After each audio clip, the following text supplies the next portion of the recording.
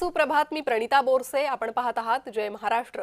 बुलेटिनच्या सुरुवातीला महत्त्वाची बातमी. भोंदू अशोक खरात प्रकरणात भोंदू अशोक खरात प्रकरणाला एक वेगळं वळण मिळालेलं आहे. एसआयटी चौकशीनंतर खरातचा मुलगा बेपत्ता झालाय. तपास यंत्रणांची परवानगी न घेता तो शहरातून गायब झालाय. खरातच्या मुलाचा मोबाईलही नॉट रिचेबल असल्याची माहिती सूत्रांनी दिली. खरातची पत्नी गुन्हा दाखल झाल्यानंतर फरार आहे. भोंदू अशोक खरातच्या मुलाचा काही काळापासून ठाव ठिकाणा नाहीये आणि मुलाचा फोनही उपलब्ध नाहीये. एसआयटी कडून 2 दिवस त्याची चौकशी करण्यात आली. मात्र चौकशीनंतर तपास यंत्रणांची कोणतीही परवानगी न घेता खरातचा मुलगा शहरातून गायब झाला असं सूत्रांनी सांगितलंय.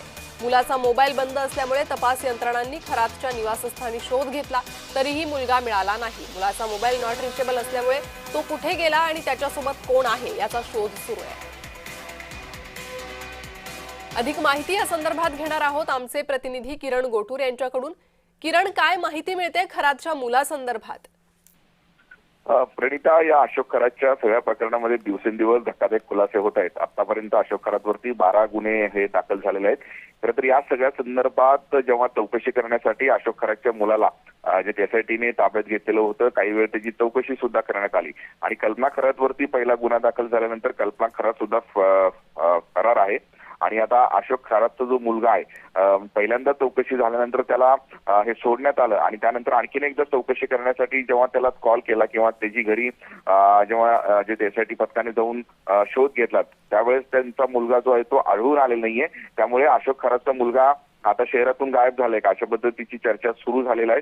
कालच एसआयटीची एक टीम रात्री जाऊन जे अशोक खरातच्या एकूणच घरी जाऊन त्या मुलाला ताब्यात घेण्यासाठी किंवा चौकशी करण्यासाठी संपर्क साधला असता तो मुलगा घरात येत आढळून आले नाहीये आणि त्याच पद्धतीने त्याचा मोबाईल सुद्धा बंद आहे अशा पद्धतीची माहिती सूत्रांनी दिलेली आहे. त्यामुळे अशोक खरातच्या पत्नीवरती जेव्हा गुन्हा दाखल झाला ती फरार झाल्यानंतर आता मुलगा सुद्धा गायब झालेला आहे. त्यामुळे आता या दोघांचंही शोध घेणं आवश्यक आहे.